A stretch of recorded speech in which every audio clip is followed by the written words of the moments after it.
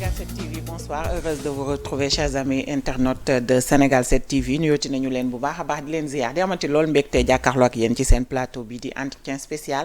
xam ngeen ne nag ayu bés bu nekk dañu leen di àndil ay kàngam indi ay invité de marque yoo xam ne daanaka seen xam-xam màcc na jëmale bu baax a baax ci li nga xamante ne moom mooy politique gu réew mi ñu si seq ak ñoom waxtaan lépp rek dans le but de bien vous servir ñu ngi leen di nuyooti di leen ziarati bu baax a baax mais également di leen jaajëfal bu baax ci topp bi ak ànd bi ak suñu ay programme.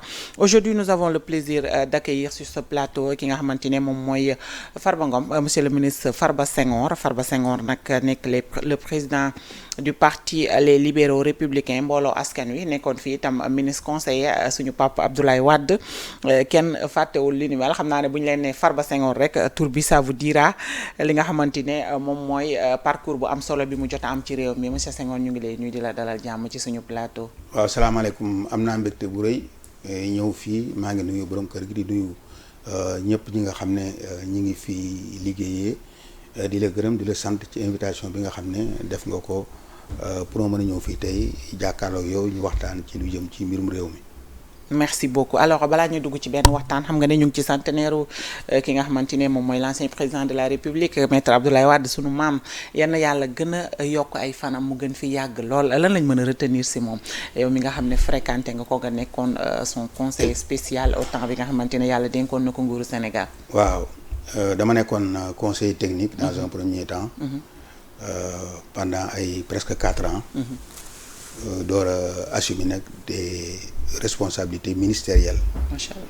Dont le ministre de l'agriculture, l'hydraulique rurale, sécurité alimentaire.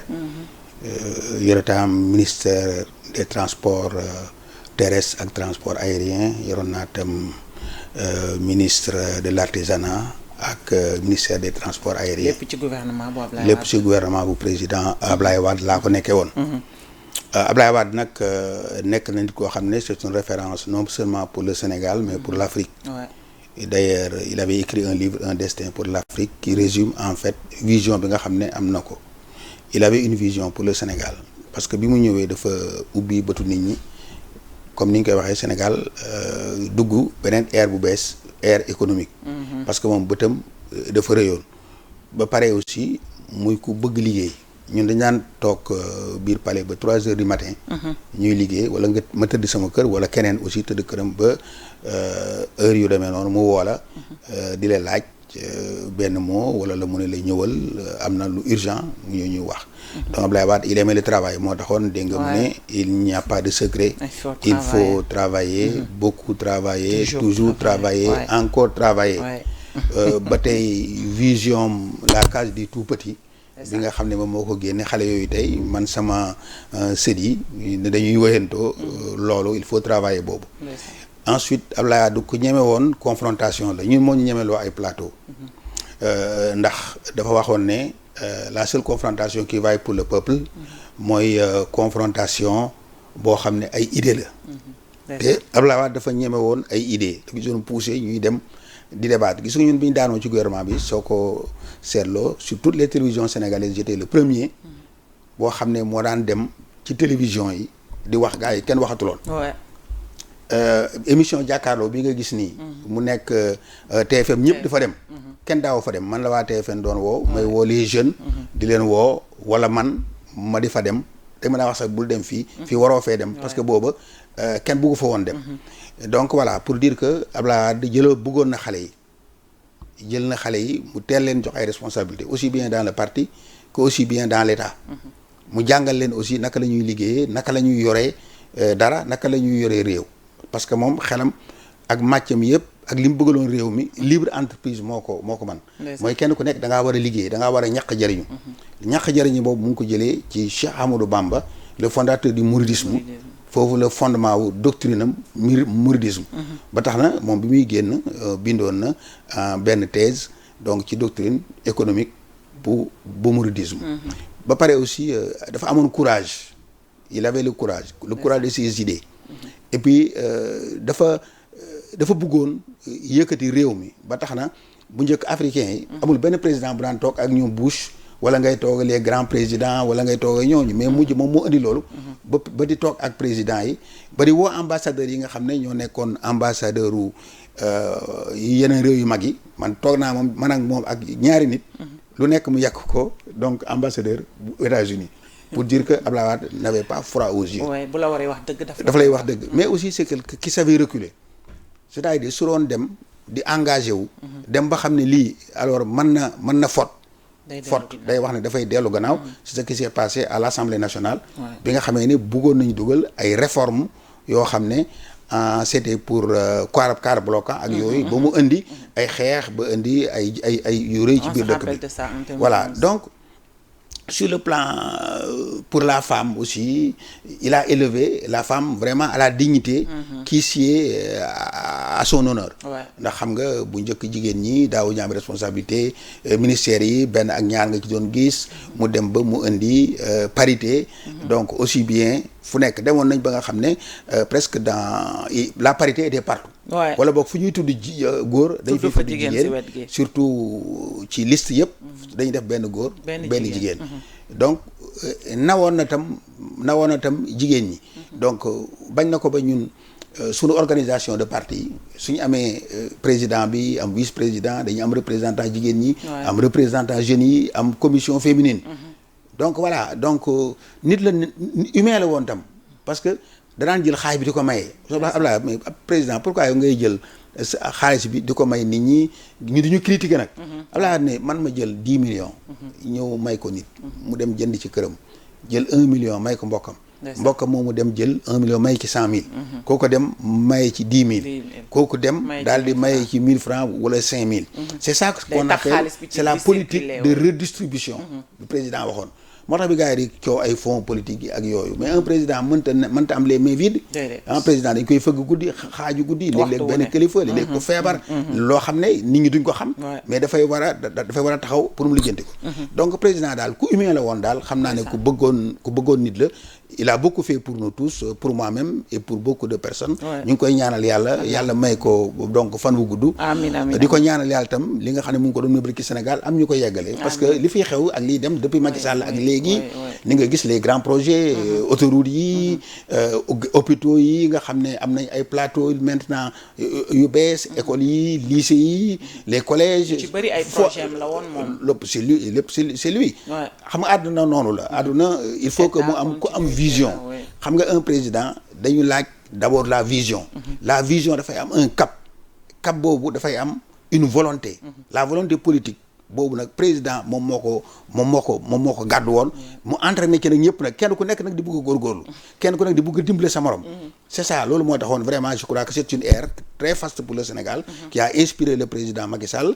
Et je pense que d'autres générations aussi arriveront. Et feront la relève. Donc ñu ngi lay gërëm bu baax de la sant. merci beaucoup nga commencé ci loolu nga xam ne ñun Abdoulaye Wade est notre mentor te Sénégalais yi bëgg nañ ko. c'est également ñëpp waxtaanee fi mu toll quoi. C'est la fierté à tous. c'est la fierté képp koo xam ne Sénégalais nga rek Abdoulaye Wade sa fierté la rawatina ñun jigéen ñi nga xamante ne moom moo tax en grande partie ñu gis suñu bopp dëgg-dëgg. rajo yeeg télévision yi amu fi woon également donc dañ koy sant gërëm ko ñaanal ko mu yàgg fi lool te yàlla may ñu ku mel ne moom ci am capacité téye nguur également c'est très important alors dinañu fas yéene waxtaan nag ci lépp loo xam ne actualité réew mi la actualité bi nag bu ñu ko waxee li ci gën a fës mooy décision conseil constitutionnel ñeel recours bu député opposition yi député parlementaire bi daal di waxoon opposition parlementaire bi daal di déposé woon foofee ca conseil constitutionnel ñeel réintégration Ousmane Sonko ci assemblée nationale daañu wax itam ci li nga xamante ne moom mooy économie réew mi xam ngeen ne mission bu yees am na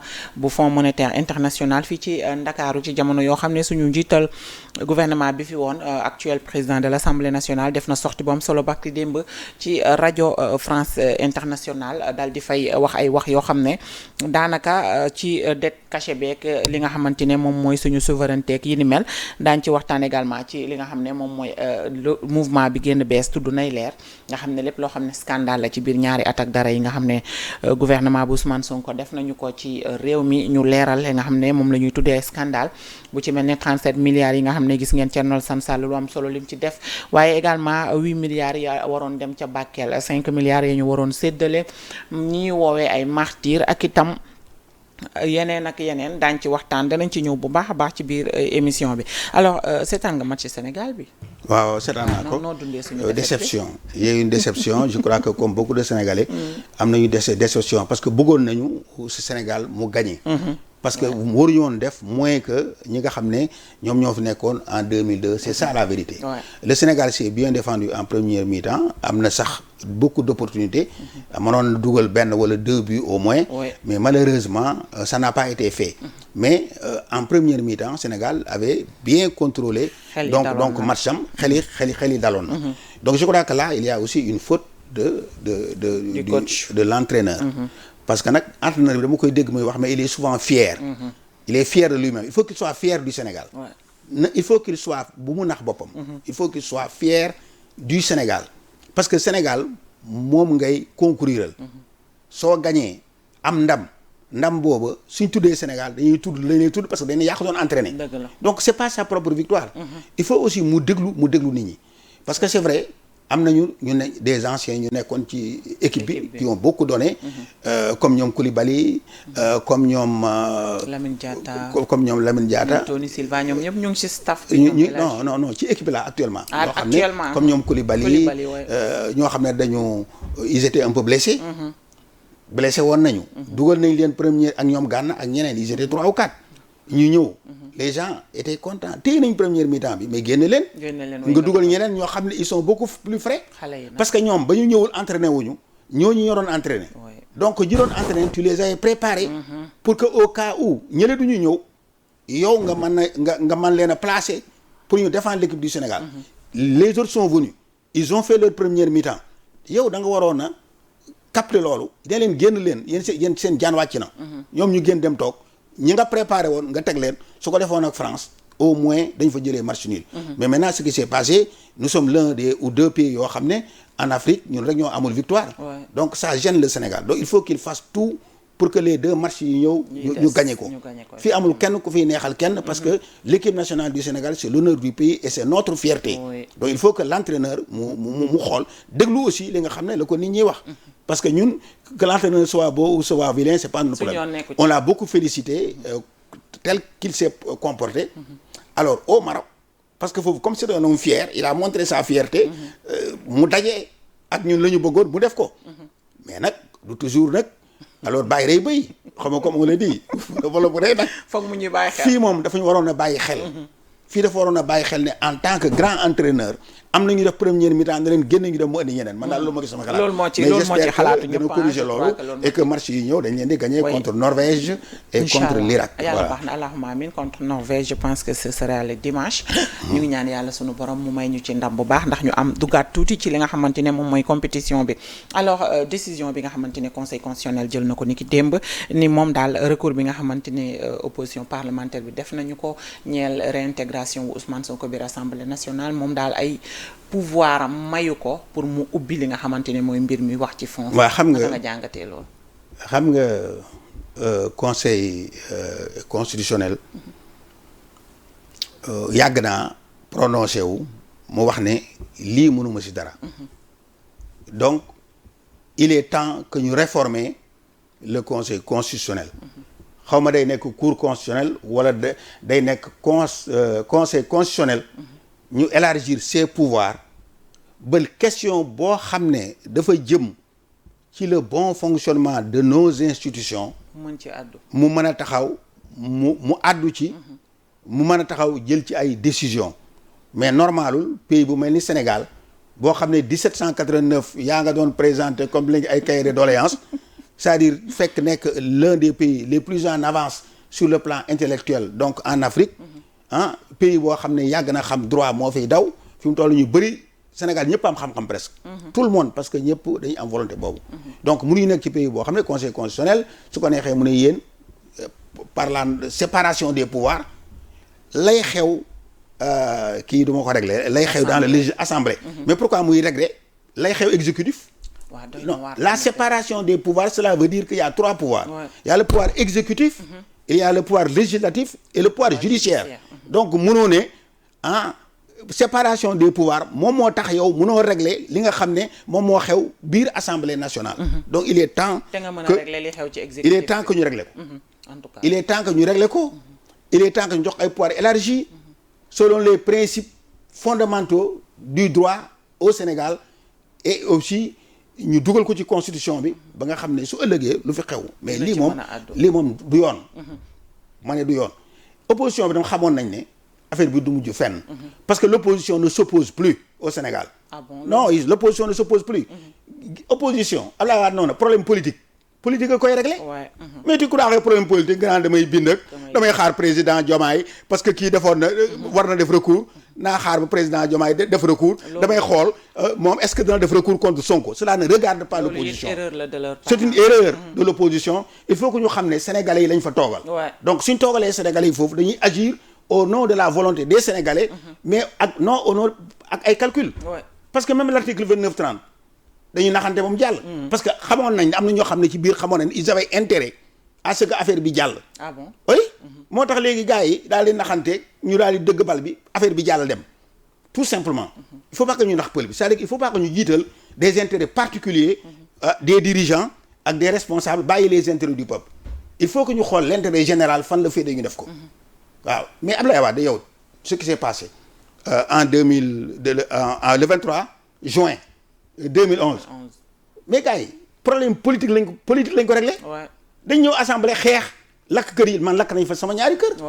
j'ai tout perdu j'ai perdu tous mes biens. ñooñu ko defoon tey ñoo mujj ànd ak Macky. ñoo mujj ànd ak ñi doon def Aziz yi ñoo mujj ba léegi ñoom nekk fii xanaa ñooñu tey dañu tukki wala lan wala dañu nelaw. xanaa dañu am 2 pays. non bu ñu gaa ñi nax c'est-à-dire que nañu xool où se trouve l'intérêt de la nation ñu jéem a régler loolu mais bu ñu xool fan la des intérêts particuliers nekk fii mu nekk nag li fi nekk lii kenn mënu si dara. parce que conseil constitutionnel jël na décision pare c'est fini. donc Sonko reste président de l'Assemblée nationale. mais il faut qu'on arrive à ce que ëllëg loolu dootu fi am ñu changer ko. et puis su dee loolu la il y aura une dictature parlementaire. parce que Sonko ils ont combien 132 députés. massivement lu leen neex ñu wate ko. su fekkee ne ñoom lu leen neex ñu xalaat ko lu leen neex ñu wate ko mais sera la dictature non. parce qu'ils vont dicter à l'Assemblée nationale leur volonté lu ñu bëgg. est-ce que loolu dana sotti. c'est pas la démocratie la démocratie c'est la protection des faibles. c'est un équilibre entre les faibles et les forts. c'est-à-dire c'est l'équité. on fait de telle sorte que kenn ku ñu jox la sa àq. c'est-à-dire kenn ku nekk on te protège. ñu protéger la. parce que fi mu toll qui protège les plus faibles à l'Assemblée nationale. d'abord gars yi defoon les 17 ou 18 yi defoon seen recours bi. dañ ko rejeté. qui les protège. personne te kon ñii su ëllëgee lu leen neex ñu indi ko lu leen neex ñu teg ko. kenn mënu ki dara. parce que loi bi la. soo ëllëgee on va fermer les yeux voilà c'est parce que la séparation des pouvoirs. mais séparation bi des pouvoirs nag dafa war kon ñu bàyyi exécutif bu fa kenn duggati. bu duggati exécutif. les tribunaux itam nañ bàyyi les magistrats ñu régler seen problème bopp. ñu bàyyi assemblée ñu régler seen problème bopp. donc il y a quelque chose qui cloche. vraiment constitutionnellement au Sénégal et que nous tous nous devons régler. ouais alors am na ñu bari ñu ci mel ne opposition bi FDR gis nañu ko léegi nii mu def benn communiqué di wax ni li ci des rek mooy peut-être li nga xamante ne moom mooy les députés de l'opposition parlementaire ñu jéem a saisir Cour suprême pour abus de pouvoir mais est-ce que jàpp nga ne loolu dina am du ko régler Cour suprême yoonam nekkul ci loolu parce que là Cour suprême day wax la même chose lay wax da leen naan man tam incompétence mënu ma gi dara mais yow ñu ne kii mooy sëriñ bi nga dem ci sëriñ bi ñaan la pare nga ma ñëw ko di fooy fan nga war a ñaan la jowaat dem ci taalibe bi su Cour suprême du leen jox mukk raison c'est pas possible c'est-à-dire que nañu xool naka la ñuy def ba ñu changer ba ñu élargir les compétences de la Cour suprême soo ëllëgee war nañu xam ne Abdoulaye Wade li mu waxoon rek moo fi nekk un problème politique se règle politiquement oui waaw vraiment en tout cas situation la boo xam ne mettre na leen ci peut-être dans l'embarras effectivement dans l'embarras c'est le mot tey opposition li ñuy wax yooyu yëpp amatuñu benn issue li ñu mën rek mooy seetaan ñi nga xamante ne moom mooy waa Assemblée nationale et surtout Ousmane Sonko ak majorité lu leen neex ñu def loolu est-ce que mënul indi crise institutionnelle ci réew mi aussi kan nga indi crise ñii duñu def dara ñii dañuy toog dexi seetaan kan ñii kay suñu yeboo nañ leen bàyyi ñu yeggalee ba seen mandat jeex mais fii gisuma fi gars yi dañuy wax rek ils ont peur. kenn du fi def dara et puis noonu la baaxee nañ bàyyi démocratie bi mu dem noonu c'est la démocratie. et man je suis un homme démocrate. je veux que démocratie mais dama leen di rappeler rek. ce qui s'est passé avec nous. nous on a brûlé nos maisons ñan ñoo ko lakkoon. ñooñu bi ñu ko lakkee sa caméra mi ngi nii. waaw ñooñu bi ñu ko lakkee. ils ont arrêté non. dañ arrêté affaire bi. mais lakk yooyu nag du solution quand même. waaye ñi ko doon lakk ñoo fi nekk ba léegi rek man kay du solution. man bugguma kenn lakk. waaw mais l'histoire moom am nañ droit rappeler ko la guerre mondiale. attends la guerre mondiale dañ koy rappeler. on avait brûlé ay France ak yooyu yëpp dañ leen lakk dañ leen bombardé. personne ne peut dire que France kenn du ne dañ ko bombardé woon. kon personne ne peut nous obliger à ne pas dire que ñun dañu lakkoon suñu kër yi. parce que c'est un fait on l'a vécu. c'est un fait oui c'est du factuel. c'est l'histoire. parfois dafay baax sax ñu koy fàttali. pour peut-être ñi nga xamante ne ñu ngi ci réew mi di def lu leen neex. ñu bàyyi xel ci yooyu nga xamante ne amoon na fi c'est très important. alors dañuy wax ci li nga xamante ne moom mooy sortie bi nga xam ne moom président assemblée nationale amal na ko barki démb ci rajo France Internationale déglu nga ko bu baax. waaw lan nga ci dégg nga moom wax na ci lépp rek dégg nga lim ci wax lépp mais li ma ci peut-être gën a ñor mooy économiquement réew mi mbirum dette cachée moom Ousmane Sonko moo waxoon askan wi ne dañoo gis benn dette boo xam ne maanaam kenn déclaré wu ko dañ ko def en cachette nëbb ko maquiller ay chiffres def ay magu ba nax peut-être institution financière yi nga xam ne ñooñu daan faciliter wala ñooñu daan abal xaalis ñuy doxal loolu indi ci réew mi situation guuta goo xam ne fi mu ne économiquement ñun ñëpp dañoo ngiroo réew mi dala doxut tey mu xëy nañu il n'avait pas tous les leviers bi muy wax il parlait en tant que chef de parti alors loolu également naka lañ ko mën a tuddee également ci am réew. bon xam nga ça c'est la politique politicienne c'est-à-dire que situation bu ñëw nga doxalee ko na la neex soo bañee ko nga interpréter ko na la neex mais tout le monde sait que le Sénégal était respecté que le Sénégal amoon na véritablement crédibilité ak confiance su les institutions internationales dont les institutions de Bretton Woods muy FMI ak Banque mondiale. ñëpp xam nañ ko. ñëpp xam nañ ne également su fekkoon ne Sonko waxul woon dafa am dette cachée kon problème yi du fi am. du fi am effectivement kon 1,8 milliard xaw ma de dollars yooyu nga xam ne alors bëggoon nañ ko commencé woon nañ ko sax. ba muy dox. kon kenn du ko arrêté. donc li mu wax nii et puis dafa wane ne xam nga un homme d'État. un président de la République. un premier ministre parce que moom moo doon laajte ne am na moo doon wane ne am na les mêmes prérogatives que le président de la République Diomaye di gengante ak Diomaye donc kon moom dara waru ko ëmb ci réew mi. nee na il était un simple premier ministre nag. xam nga mi ngi door a xam lan mooy rôle premier lan mooy position premier man yàgg naa koo wax je l'ai dit dans d'autres télévisions. j'ai bien dit que nous avons ici un régime présidentialiste. où le président de la République moom mooy la voûte de toutes les institutions. Il est en même temps le chef du gouvernement. Chef, contrairement à la France. La France c'est un régime semi-présidentiel où le premier ministre est le chef du gouvernement. Le Sénégal, le président là est le chef du gouvernement. Le premier ministre est le numéro 1 des ministres. Et président moo koy fal moo koy folli. Donc président sunu constitution bi de 1963 da ko verrouillé de telle sorte que amul benn premier ministre wala benn président de l'Assemblée nationale bu mën a daane président de la République. dañ ko verrouillé. c'est-à-dire nous avons bi ki Sonko duggee ba ci biir il s'est rendu compte que il est rentré dans un labyrinthe. labyrinthe c'est-à-dire mu xam ne lam doon laaj mënu ko am. te Diomaye dans un premier temps xam naa ne waxante woon ak moom le président Diomaye ba mu génnee ne je veux un premier ministre fort donc Diomaye président Diomaye savait super fort il savait que il n'a pas encore un premier ministre super fort alors qu'il y a toutes les institutions il y a toutes les lois il y a tous les règlements yoo xam ne permettre woon na ku xool constitution bi nga mën a xam ndax il est fort il est faible donc ñoom ñaar xool nañ ko gis ko mu faible mu génne da ko bëgg a def mais les corps constitués ñi koy wër ak ñuy wax ak moom ak ñi nekk en différents endroits nekk ci état bi nga xam ne ñooy les gardiens vraiment de la constitution ñi ay magistrats lañ ñi ay leneen ak leneen la ñu dama ko tudd dañ ko woo ne ko certainement dañ ko woo ñu ne ko yow li nga ko bëgg a jox nii mënoo ko jox parce que la constitution du Sénégal ne te permet pas yow nga céder ay prérogatives wala ay pouvoir au premier ministre. C'est là où serait survenu problème am ak moom ak Sonko. mais Sonko dafa yàq lu rëy lu mu yàq mooy kaddu. parce que làmmeñ d'abord mi ngi ci balaa xam nga wolof Njaay yàgg nañ ko wax. alors FMI bii ba mu ko waxee ba léegi loo ci gis. le Sénégal s'est dégradé. non seulement la Banque mondiale moo doon joxe ay notation non pardon le FMI moo doon joxe notation mais la dernière notation Banque mondiale moom si boppam moo ñu dégradé.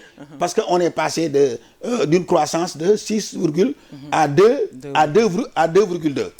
donc dans les relations entre ñun ak FMI ñoom ñi ngi ñëw fan yi mais du résultat du am waaw mais résultat du am parce que ñoom dégg naa dañuy bugg a négocier alors beneen prêt bu bokkul ak prêt bii nga xam ne moom la ñu annulé négociation beneen prêt boobu alors déjà Sonko moom moo incarné woon le refus que ñu def la restructuration de la dette or la restructuration de la dette non changé na avis. nee na restructuration sauvage lay bañ.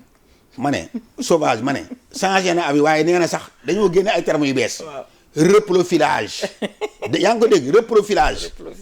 ci benn terme yi la yeneen termes yi nga xam ne moom lañ ci dugal. léegi ñu naan dañuy dem effacer dette bi ñu baal leen. mais xam nga restauration mooy lan.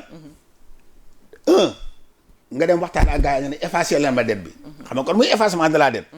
reprofilage de la dette mooy yow dette bi yow nga waroon leen a fay dans un délai rééchelonnement rééchelonnement dans un délai de 20 ans nga ñëw ne ko naa ko fay 40 ans su ko defee affaire bi gën a woyof wala yow nga waroon a fay en réalité alors 7% non ñoom sax institutions yi ay 2 ak 1 la ñuy joxe nga ñëw ne ko naa fay 0,5% donc léegi nga ne ko baal ma lii ma wàññi kii bi at yi ma ko waroon a fay échéance yi donc lii nga wàññi kii ma ko waroon a fay loolu moom la.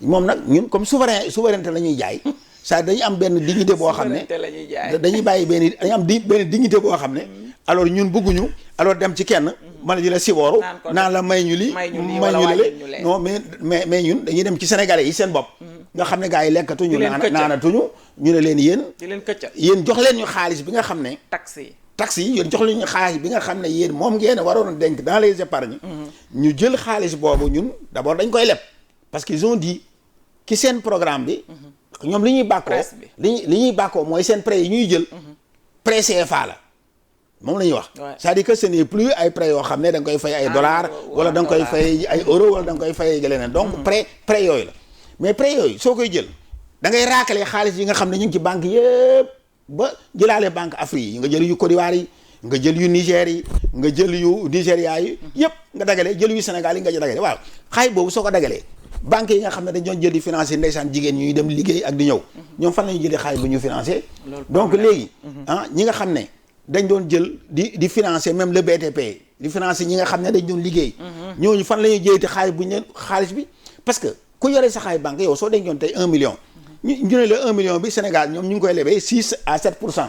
yow di préfère nga dem foofu que nga dem nga lebee ko nga dénkaane ko à 5%. donc cela veut dire que dañuy raakale tout. donc dañuy dem ba nga xam ne dañuy dem ba xaalis day am la rareté de l'argent. fi mu toll il y a le CFA am na. mais à ce rythme là da ngay dem ba leb ay 4000 milliards ci benn at. wala ci 6 mois mais da ngay dem ba soo ëllëgee dootoo gis foo lebee xaalis. donc le système dans lequel on se trouve ce n'est pas la fiscalité nekkul ay xaalis bi nga xam ne moom la ñuy jël juuti bi ak yooyu. du moom moo koy régler parce que ñoom malheureusement bu njëkk Abdoulaye Wade avait amené beaucoup de hauts fonctionnaires yu jógee trésor xam nga dama déglu ma de Abdoulaye dafa jëloon waa trésor yi. ñoo xam ne bokkuñu woon sax ci PDS Abdoulaye Diop ñoom Makhtar Diop ñoom. tout ça ñu jël leen ñu indi leen. pour que ñoom ñoo xam ni ñuy garder xaalis ñoom ñoo xam xaalis naka lañ koy yore. mais ñii dañuy jël waa impôt nag ngeen baal ma parce que il faut que je le dise. impôt laaji impôt la ñuy def dégg nga dem laaj. dagg ma ne dagg juuti waaw moo fa ma nekkoon contrôle économique da nga ñëw contrôler gars yi daal laaj xaalis ñu dugal ci kees yi. nga am sa fonds commun dañu am fonds commun ñun. dañ daan am ay part d'amende. donc man j'étais inspecteur du contrôle économique yoroon naa les enquêtes économiques da ngay am xaalis. da ngay am xaalis donc léegi loolu yow nit ñi soo bëggee nit ñi financer développement du Sénégal est-ce que c'est possible. Sénégal am ñu xaalis parce que le budget qu'on a attends un budget de 6 000 milliards xam nga loolu lan la. du budget assistance sociale bu France. du budget sax les grandes compagnies yi nekk France. wala yi nekk bon wax sax États-Unis yi nekk France rek. seen budget moo budget Sénégal ñun waroon nañu am ay budget yoo xam ne au lieu de ay 6 000 milliards yi ñuy wax ni ay 40 000 milliards pour que ñun ñu mën a au moins mën a liggéey dara. pour que ñun ñu mën tabax ay yoon tabax ay mbedd. mais su fekkee ne yow budget bi nga am. ay 2000 milliards wala 1000 milliards nga ciy liggéey par an yow kañ ngay tabax yoon yi kañ la saxaar di dem Kolda. kañ la saxaar di dem Ziguinchor. kañ la saxaar di dem Kédougou. du gaaw de ma ne kañ la avion yi di daw fii dem Matam ak. alors di dem Tamba di dem Kédougou di dem Ziguinchor di dem di ñëw mais kañ la ñuy am loolu mais quand est-ce que la ñuy am de grandes industries yoo xam ne dañuy ñëw di liggéey. des industries pharmaceutiques wala ay industries de l'habillement. wala digne de son nom. parce que on a de l'artisanat c'est-à-dire que le système de développement bi ñu toll nii c'est un système d'artisanat. gars yi fiy liggéey yëpp c'est de petits artisans ñoom ñooy liggéey c'est des loo fi gis ñu ko fiy liggéey rek ay artisans on n'a même pas d'industrie. c'est pas normal.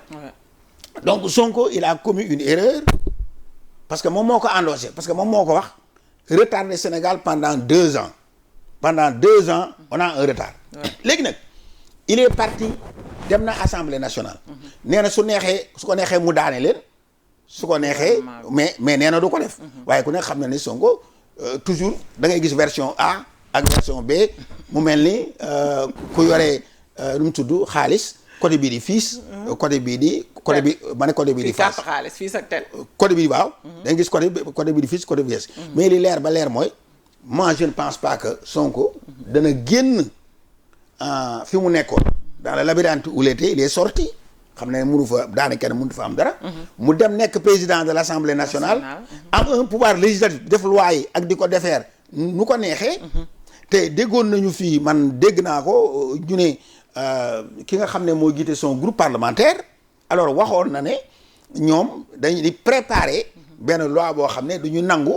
alors ñu def restructuration au Sénégal. Ouais, donc si Ayib Daffé. Donc si tel est le cas les relations entre le Sénégal et le Fonds monétaire international seront bloquées. Ouais.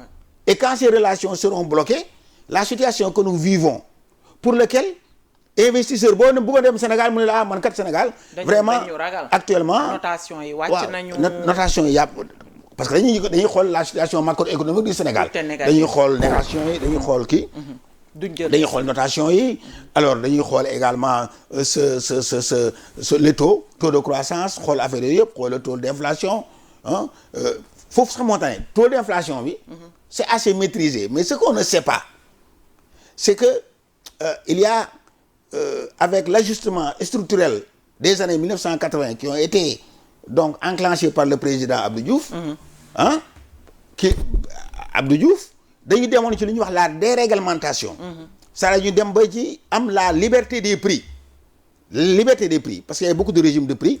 bi ñu ñëwee nag ba ci Ablaye Wade dañu instauré woon dañu jël parmi tous les systèmes dañu retenir le système de l'homologation des prix.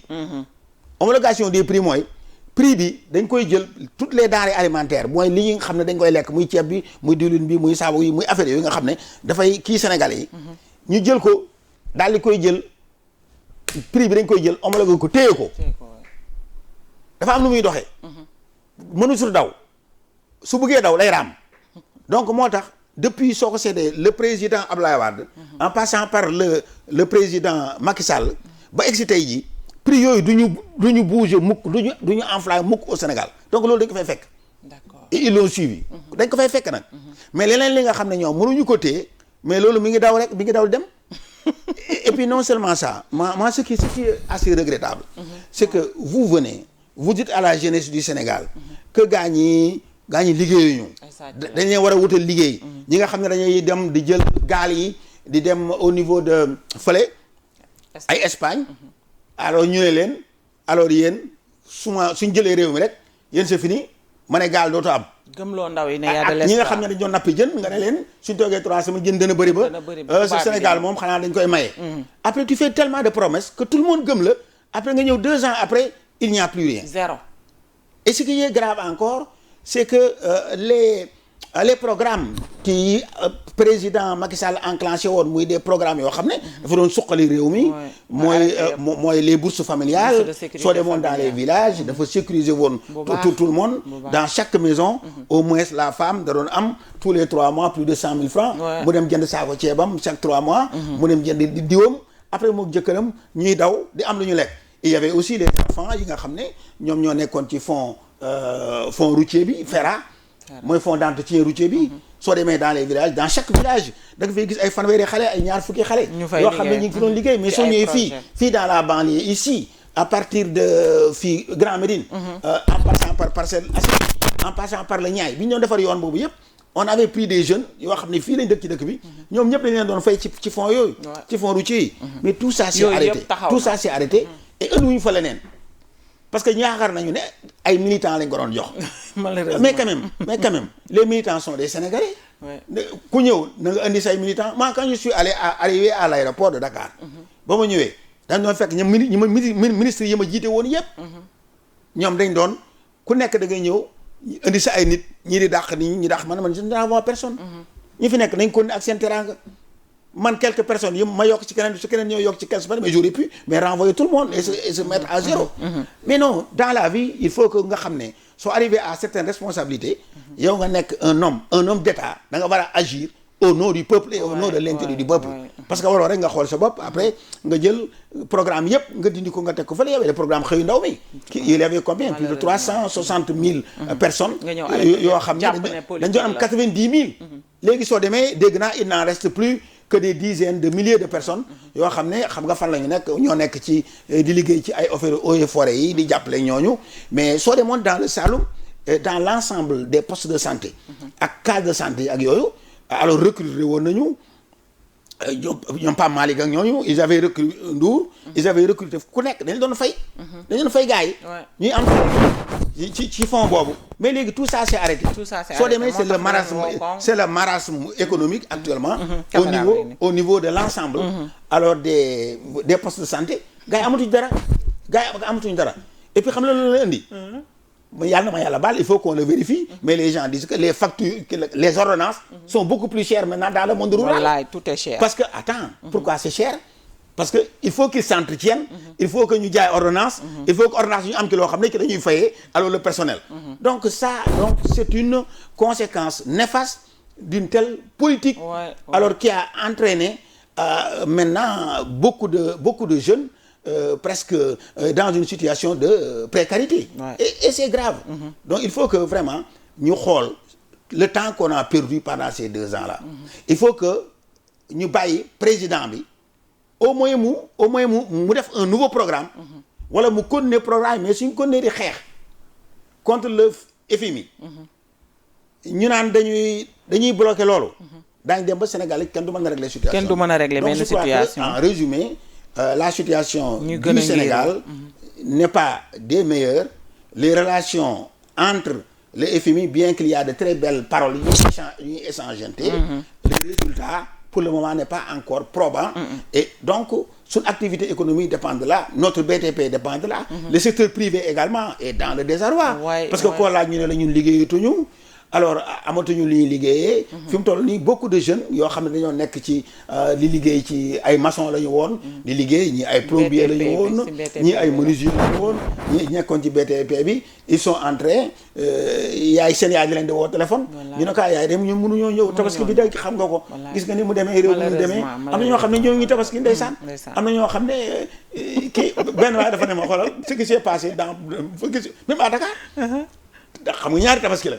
suñu laaj nga ne suba laay tabaski. su tabaski bi nga ne démb laa tabaski mais nooy def parce que yàlla indi na xéwal boobu yàlla moom du bultu yëpp yàlla dafa bëri sutura yàlla dafa bëri sutura du bultu yëpp.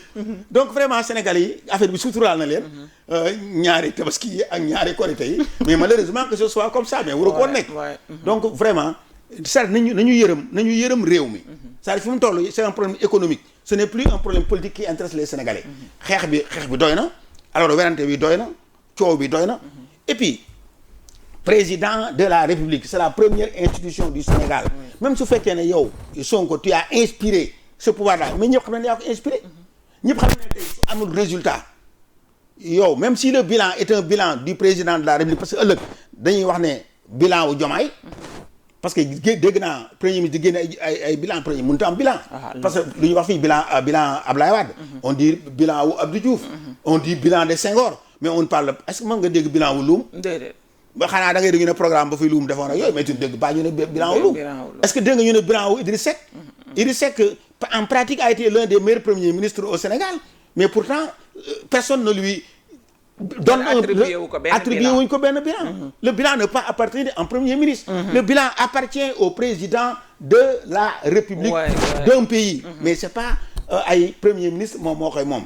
donc affaire bi loolu la il faut que aussi ñu bàyyi xeexoo bi ak ŋaayoo bi en tout cas mais quand même yow mënuloo nga nekk premier ministre yow affaire bi nga moom nga nekk président de la République nga nekk président de l'Assemblée nationale nekkoon nga premier ministre yaa ko inspiré parce que ba ñuy def élection yaa joxoñ ne woteel leen ko ñu woteel ko mu gagné alors ñu dem ngeen yore affaire bi mais ngeen di xiiroo ak ngeen di ŋaayoo mais su ëllëgee mais les Sénégalais seront profondément déçus parce que dañ naan ñii mu kam ay mag a rakk yu xëy ci kër gi rek ak di xuloo seen baay ak seen yaay dañuy jaaxle nit ñi leen dégg aussi du ñu xam ni ñuy def fi mu toll Sénégalais yi dañuy jaaxle parce que si président bi ak su Diomaye en tant que président de la République bokk kii yëpp ñoom ñaar ñuy xeex ak di xuloo mais Sénégal dañuy jaaxle et puis di werante yoo xam ne ça ne nous intéresse pas parce que dem nañ ba nit ñi dañoo sonn les gens veulent bëgg nañu def seen biir yi les gens am na ñoo xam ne il ne peut plus scolariser leurs enfants am na ko ñoo xam ne seen xale yi seen doom yi jàngatuñu en soo demee si école yi añatuñu mais quand même reeratuñu mais mënuñu ko wax parce que nga am sa benn doom buy góorgóorlu génn dage naa Médina benn femme mu arrêté woon ma yàgg na ci temps wu président Macky moo nekkoon fii mu ne ma sama doom yéen de ba nga fi nekk Abdoulaye Wade man socialiste laa woon man responsable socialiste laa woon waaye waa ñi fi nekkoon fii Médina suñu rombee dañuy may dara ñun tam ñu may gis suñu waa kër gi booba di affaire yi neexoon na mais xam nga ne la woon ci démb sax moo tax ne la woon tey donc tey doo gis ku la dimbalee ma ne tey doo gis kenn ku la may et puis ñun peuple la ñu yore c'est-à-dire nous avons une tradition sociale faa kenn ku nekk loo am da nga koy bokk ak sa morom muy naqar muy bànneex da nga koy bokk ak say morom donc il faut que ñu xam loolu c'est-à-dire xeex bi doy na nañu arrêté xeex bi en tout cas ñun nous avons vécu toutes les difficultés c'est pas du monde bénéfique pour nous Sénégalais c'est pas bénéfique pour le Sénégalais te ñoom itam mënuñu ci am dara xanaa kay kuy wuti pouvoir da nga koy wut pour le Sénégalais il faut que ñu def la distinction entre wut la conquête du pouvoir sooy xeex pouvoir bi mën nga am parti mën nga am ay nit mën nga yuuxu mën nga lakk ay pneu ci mbedd yi ñun dañ naan lakk ay pneu mais duñu doon lakk ay kër ak ay yooyu temps Ablaye Wade la wax de mosu ñoo lakk kër ay li ñu doon lakk mooy ci mbedd mi def suñu kii def ko mujj gi sax Abdou Diouf après ñun bi ñuy jubóog ñoom dañu jël peinture pneu yi nekkoon ci mbedd yëpp ñu jël leen peinture leen alors pour montrer que les pneus alors léegi serbu à la décoration kenn dootul taal pneu yi voilà mais mënuloo vraiment ngeen di continuer di xeex ak di xuloo sànq yaa ngi wax lu am solo monsieur le ministre c'est par rapport ak li nga xamante ne mooy le secteur privé jamono ji secteur privé bi mënuñu ci génne les hommes d'affaires yi nga xamante ne daanaka ñoom ñooy apporteurs d'affaires yi ci réew mi également gis nga ñi nga xamante ne ñu ci bari ñu ngi ci biir kaso bi ñi ci des peut-être emboîté nañ leen le pas ba mënatuñu jariñ seen askan comme niñ leen daan jariñee Xaadim Ba yaa ngi koy dégg boobaak léegi dossier bi ñu ngi ciy wax kenn attewu ko kenn deful dara pendant presque 1 an wala lu ko ëpp ñu ngi ko téye ci kaso bi Pape Malick Ndour mi ngi door a dugg homme politique la ñi nga xamante ne également ñu ngi mel ne Mouhamadou Sarr gis nga moom tam fi mu doon jaayee oto Lansar automobile ñu tëj ak yoo xamante ne yeneen ak yeneen yoo xam ne daanaka ñu ngi téye ay homme d'affaires ñii ñu xañ leen seen jàmm ba ñu génn dem mënuñu indi ay li nga xamante ne mooy njëriñ ci réew mi loolu également doonul loo xam ne lu baax la ci c'est-à-dire que loolu déjà rek ku ko dégg rek ñu ne ñoo jàpp nañ leen rek da nga naan man Sénégal mënu fa dem. parce que dañuy jàpp les hommes d'affaires. te ñooñu ñu jàpp ñooñu ñëpp ils ont un passé. parce que su fekkee da nga jël Samuel Sarr. Samuel Sarr ñun bi ñu doon ànd ak di politique ak moom il était jeune. mais Gambie danaa dem Gambie di fa jaay ay bateau ay bateau carburant. Samuel Sarr. c'est-à-dire que c'est pas une affaire nouvelle. donc koo xam ne dafa dem créer dem ba def taxawal loo xam ne ay milliards la. mais yaa xëy soo ko bàyyeewul tam. léegi nga bàyyee ko réew mi. mais affaire bi dem ba bëgg a baax. nga bloqué ko pendant 2 ans. donc des milliers de jeunes qui auraient pu am fa liggéey. ma ne kenn amu fa liggéey. ña nga xam ne ñoo fa nekkoon yaakaar ko dootuñu ko am. réew mi nga xam ne alors mënoon nañ fa am ay raffinerie zéro. Mamadou Sarr boobu ngay wax noonu. Mbaye Sarr. papaam loolu la commencé woon ci suuf ay coxeur kii dawal ay oto kii ay loolu. lang mais dem ba am ay milliers de ay oto yu coûté ay milliards. mais kooku tam vraiment su fekkee yow da ngaa dem nga wàññeeku kooku nga jàpp doomam. mais mel na ni moom nga jàpp. mel na ni yow moom nga yàqal liggéeyam. il faut que ñu xool leen loolu même Ba et son père quel que soit X. ñoom ba ñuy yoree defe naa ñoo yor Locafrique. ñoom itam dañoo xëyoon man di liggéey ci affaire bi. di ci kurti boobu ana kan moo leen gis. kenn gisul gaañi. c'est-à-dire il faut que yow su fekkee ne da nga nekk jeune ñoom ñu ñëw léegi yëpp ñoom ñu ñëw ñi fi yore ay direction ñi fi yore ay PCA ñi fi nekkee ministre ak ñi fi nekkee ñëpp président mais lu ñu bëggoon tekki bi ñu tekkee seen mbokk yi ak seen ñëpp dañu kontaan. pourquoi ñu bëgg doomu jàmbur yi nga xam ne dañu leen jiit dañoo tekki ñu ne nii waru leen tekki ci seeni teraanga ñu ne leen léegi waru leen tekki ñun ñoo war a tekki. te gars yi nga xam ne ñoo dugg ñàkkul ne am na si ñoo xam ne am nañu milliards te mosu ñu woon téye milliards. est-ce que ñooñu da ngay ñëw ne leen dañu leen ne yéen ñun rek ñoo war a am milliards keneen warta am milliards ñun ñoo war a am xaalis keneen warta am xaalis. un pays ne marche pas comme ça. c'est-à-dire que dans un pays nañu bàyyi nit ñi à la sueur de leur front. liggéey bi nga xam ne liggéey nañ ko nañ leen ko bàyyee mais quelqu'un mën na def faute kenn du ko couvrir ay deniers publics képp koo xam ne jël nga ko dañ laa war a topp. ma def foofu benn incursion bu ndaw. le gendarme des deniers publics c'est la cour des comptes. la cour des comptes tam am na lu ñu ko mën a reprocher. parce que la cour des comptes ñoom mënuñu def un rapport boo xam ne ci la Sonko sukkandiku. daal di ne dafa am dette cachée. non seulement barki démb dégg naa tey lire naa ci benn journal le président sortant. le président sortant mu ne dette cachée amul. dafa am retard. mais ba pare ñu doon génne at ya passé yëpp ils ont sorti des rapports dans tous les rapports tout est nickel.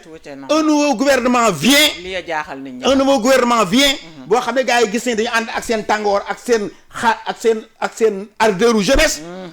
ñoom ñu daal di bloquer bal bi ñu def la gars yi jox leen ay moyens. looloo jaaxal jox leen instrument boo xam ne ci la ñuy mën a amee ñu ne lii dette cachée la ñu daal di jël arrêté réew mi. non il faut que comme je le dis toujours. gars yi nga xam ne ñooy responsable yi jiite Sénégal. ñu jox la ay ñu nekk ay directeurs ñu nekk yor ay responsabilités il faut que ñu am un courage politique. le courage politique c'est quoi c'est que suñu la joxee responsabilité nga ànd ak un président ba daanu mais la nga nangu woon bul wàññeeku après nga jël loola daal di koy suul da indi beneen tànk bu bees boo xam ne da ngay may doole ñi nga xam ne ñoo ñëw pour ñu koy xeexee mais loolu du yoon. c'est pas le courage politique le courage politique mooy. soo yoree dara. ñu wax ci loo xam ne xam nga ne lii amu ci da ngay génn ne lii ñu ci wax amu si suñ lay dàq ñu dàq la. ca ba ko nit ñi soxlaa. c'est-à-dire que su fekkoon ne le président sortant. ba mu nekkee ci biir dafa waxoon ne man. lii ñu may wax nii gisuma ko. c'est un retard. les Sénégalais l'auraient félicité. parce que Sénégalais gi ñu ne am na xam-xam il est du sérail. je le respecte et je le félicite. pour fi ñu ko dugal. mais am xam-xam yi Sénégal ñëpp am xam-xam. Sénégal ñëpp am xam-xam Sénégal le problème xam-xam problème bi c'est l'efficacité. Abdoulaye Wade non c'est l'efficacité, c'est la politique, c'est la capacité bi nga xam ne moom le responsable am pour mën a régler les problèmes du Sénégal mais c'est le courage politique aussi qu'il a pour s'affirmer pour que suñu la bëggee teg loo xam ne waruñu la ko teg nga taxaw ne lii nga ma teg du moom alors suñu la bëggee def loo xam ne waroo ko def nga ne du moom mais waroo nga sëgg nga nangu ba affaire bi wéy mu ñëw nga naan non melul toog noonu non. C'est trop tard. Non, il y a deux choses. Déclaration bi l'ancien président def le président sortant def. beneen bi mooy résultat yi ñu génne woon ne at yi la fa xew yëpp baax na. ba pare génnewaat beneen résultat ne bi gars yi egsee ñu jébbal leen ko ne affaire yi am na li ci biir lu affaire yi baaxul ba gars yi arrêté réew mi. mais am na rapport yoo xam ne également ba tey kenn gisu ko même ci biir si surtout Cour des comptes bi nga xam ne dañ fa daan gis les rapports précédents yooyu ngay wax. on peut commencer par 2020 où est le courage politique 2022 yooyu rapport yëpp. gis nga Sénégal nañu bàyyi di tagg nit ñi ci yaama neex. c'est-à-dire nañ ko bàyyi parce que fu mu toll dañu egg foo xam ne notre responsabilité c'est d'engager. alors le Sénégal sur la bonne route. gars yi transparence la ñuy wootee nous avons un régime boo xam ne. son credo c'est la transparence non. jubal c'est jubanti xaw ma comment on le dit. c'est ça il faut que ñoom loolu gars yi yëpp adopté ko. il faut que ñoom itam ñu adopté ko. ouais c'est très important. mais bu fi gars yi génn waaye ba ma nekkee ci biir alors lii xewoon na ak yooyu wala alors yow ba nga war a def rapport defaloo rapport les rapports ne sortent plus. mais les rapports doivent sortir bu njëkk tout le monde était content parce que kii nu mu tuddati encore. Le ministère des Finances l'organisme qui sort régulièrement les statistiques là. direction ANSD doon na génne. ay affaires trimestrielles ñu koy xool. mais il faut que les gens continuent à sortir. il faut que rapport bi budgétaire ñu génne ko. parce que la transparence budgétaire. c'est l'un aussi des points d'achoppement entre le Sénégal ak le FMI. et le FMI Sénégal da ko miroité. ne ko ñun c'est la transparence budgétaire. moom moo tax ñu génne problème mu. boobu ñuy wax ne moom mooy ay jet caché voilà d'accord donc transparence budgétaire boobu alors il faut que ça apparaît à tous les niveaux que budget bi fu mu toll ñu wax sénégalais nii fii la toll moi je crois que vraiment important. Il faut que sénégalais yi que bu ñu continuer di ñu nax rapport d'exécution parce que nax yi dafa bëri opposition bi c'est vrai man ci laa bokk mais am na foo xam ne dañuy naxante ñun dañuy toog da ngay toog croiser les bras benn waay jóg fële naan ñun mënuñu def lii on ne peut pas faire ça mais c'est pas normal alors que les sénégalais comptent sur eux. Les Sénégalais comptent sur nous. Quand les Sénégalais comptent sur nous, dañu war a dépasser donc les clivages. Dañu war a dépasser également les intérêts particuliers et les intérêts individuels. C'est très important. Alors le dernier point bu ñuy waxtaane mooy sunu 37 milliards yu Azer yaa ngi suivre dossier boobu j'espère que gis nga li nga xamante ne moo ci am yëpp ak na nga xam ne noonu la xaalis bi dispersé woo également ci ay comptes yu bëree bëri suñu sukkandikoo ci député Thierno Alassane Sall ak yi nga xam ne mooy ay information yu ko justice espagnole jox ak yi ni mel ak yeneen ci ay scandale yoo xam ne mën nañu ko lim quand même ci biir ñaari at ak dara yi nga xamante ne nguuru Ousmane Sonko def nañu ko ci réew mi ci kaw jubal jubbanti est-ce que slogan boobu tamit amati na fi. bon man coow li su fekkoon ne man ministre laa woon wala président de la République la première chose que je ferais mooy une saisie conservatoire de tous les biens de la société espagnole au Sénégal compte tenu des éléments que Alassane Sall génne te kenn contesté wu ko fi mu toll ba léegi. La deuxième chose je ferai un audit international. boo xam ne man Sénégal maay woo Espagne ne ko viens Espagne ñëw ñu woo un pays neutre wala ay organisme beneen ñu ñëw ñu bokk on fait un audit international.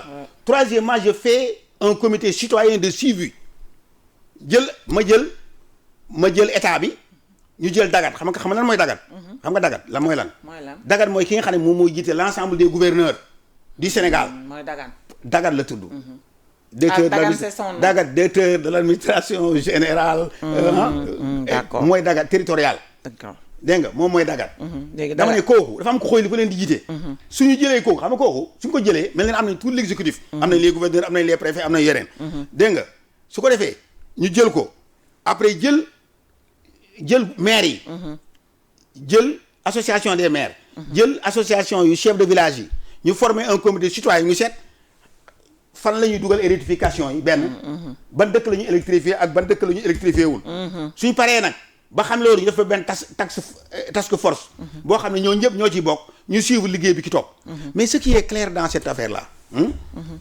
yow fi mu toll nii on a le relevé des comptes bi Alassane Sall génne. lépp mat na. bi nga xam ne mooy bu Espagne maintenant on attend le relevé des Sénégalais. relevé bu état Sénégal nañu génne relevé bi.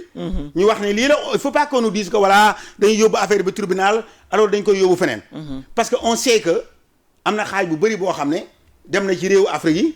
wala yeneen réew dem na fa mën a ñëwul Sénégal. c'est pas normal que le paysans yi les 1600 villages combien de familles soo jëloon ay village bu nekk 100 familles. famille bu nekk sax 10 personnes ça fait 1,6 million déjà de personnes. ñooñu fi mu toll nii àll boobu. amuñu courant amuñu lumière guddi xale yi nga xam ne ñu ngi doon def examen démb ak bërki démb def CM2 nekk ci dëkk yooyu peut-être am na ñoo xam ne mënuñu réviser. am na ñoo xam ne jànguñu. am na ñoo xam ne su 8 heures jotee dañuy nelawi. am na ñoo xam ne kilo kii nu mu tudd mbuusu glace. 400 francs wala 200 francs man xam naa 200 francs lay jar. c'est-à-dire que ñooñu ñun lañ war a jooy dégg nga affaire bi ñooñu ñooy problème bi c'est-à-dire dañ war a seet àqu ñi nga xam ne ñoo war a am électrification depuis 2 ans te amuñu électrification dégg naa maa ngi félicité Fofana déglu naa bu baax. alors bi mu ko Maïmouna Ndour. alors doon interroger mais man benn affaire rek moo ma si mettre moo si jaaxal la journaliste à chaque fois il fait revenir le directeur bu ASER pour montrer qu'il n'est pas responsable. Le problème n'est pas là. Le problème n'est pas là. C'est comme si on veut couvrir le directeur de l'ASER. Non. On a dit qu'il y a 36,7 milliards qui sont entrés au Sénégal. Bien entendu, bi muy ñëw fekk na ñëwagul mais il est venu. Mais bi mu ñëwee. loo xam ne ça représente 40% du montant global à décaisser. Mais ci nguuram la. Il est responsable. Il est responsable par rapport ak ministre bi ko nommé ak président de la République. Mais il est responsable aussi par rapport aux Sénégalais ak aux enfants yi nga xam ne tey amuñu lumière ak aux enfants yi nga xam ne tey alors suñu bëggee amuñu glace. ak ñi nga xam ne tey ñu ngi ci lëndëm. Donc c'est ça. Donc il est responsable. man li ma bëgg a wax mooy dans tout ça il faut que ñu fexe ba Sénégalais yi ñu dépasser situation boobu nga xam ne ASER mi ngi ci nekk. waaw c'est-à-dire ASER xaalisu Sénégal génnee na ca banque ba ca Espagne. waaw dugg na de génn na de moom. duggul Sénégal. wala tuuti moo ci dugg Sénégal. loolu du yoon. il faudrait que bu ñu def comme li ñu waxoon kii de nu mu tudd Macky Sall. jël coude teg ci non pas de coude. fii c'est la fii sa jub. pas de coude pas de ñu ngi koy waxee sa jub comment. jubal jubbanti. sa jubbanti pas de coude. na leer il faut que ceux qui sont dans l'ASER que ñu leeral affaire bi parce que c'est le jub xam nga lan. jubal jubbanti non parce que il faut qu'on dise que Macky avait mis le coude rek que parce que ñun aussi on va mettre le coude non il n'y aura pas de coude. benn coude Macky yor na ko yóbbaale na ko. oui monsieur le ministre nee na ASER bu mu am coude. non pas de coude. pas de coude pas de genou jubal nañ voilà na leer exactement na affaire bi na leer et puis sénégalais yi gars yi wax naan na leer la loolu ay caaxaan la c'est-à-dire man je suis contre ay na leer ces mouvements là c'est très bien je les félicite mais problème bi c'est des problèmes politiques il faut les régler politiquement Sonko il a réglé tous ces problèmes politiquement il les a pas réglés ci ay bind ak ci ay na leer ak noonu il nous a montré le chemin yow ñeme woo manifester doo taxaw ci mbedd yi doo dem fenn ba pare naan damay leeral looy leeral toog ci salon climatisé amoo looy leeral fi mu toll y a rien à leeral Sénégal ñëpp am nañ bët on a tout vu. nee na y a rien à leeral amul lu ñuy leeral ministre tëjal maa ngi lay gërëm di la sant. macha allah merci jërëjëf. am na solo macha allah vraiment kontaan nañu trop ci accueillir la ci suñu plateau ñu ngi lay jaajëfalaat bu baax a baax merci beaucoup. alors balaa may dem ma souhaiter un joyeux anniversaire à notre très chère réalisatrice tuuti borom kër gi moom nag ni tur bi tuutee noonu jëmm ji macha allah tuutee ko itam capacité liggéey bi noonu la yaatoo ñu ngi koy souhaiter un joyeux anniversaire di ko ñaanal gudd fan gu ànd ak wér muccule tuuti yàlla def yokk capacité yi bu baax a baax borom image yu net yu graaw yi macha allah Ismaïla tey moom tuuti moo xewle bàyyi rek ma tagg tuuti dégg nga tuuti macha allah ñu ngi koy ñaanal bu baax a baax yàlla teg loxo ci projet yëpp joyeux anniversaire également à un ami Ibrahima Mbaye alias Boga maa ngi lay nuyu yow itam di la ziar di la wax guddal fan lool fekkee ay date d'anniversaire yu baree bari fekkeel ay 17 yu baree sax yal na nga ko fekkee wala tey la 18 la fekkeel ay 18 juin yu baree ayca jaajëfal la bu baax a baax. kontaan naa ci vraiment rendez-vous incha allah xam naa très prochainement ak beneen invité bu ñuy dalal ci suñu plateau entretien spécial jaajëfal le grand réalisateur également Ismaïla merci beaucoup ñu fanaan jàmm. merci. non.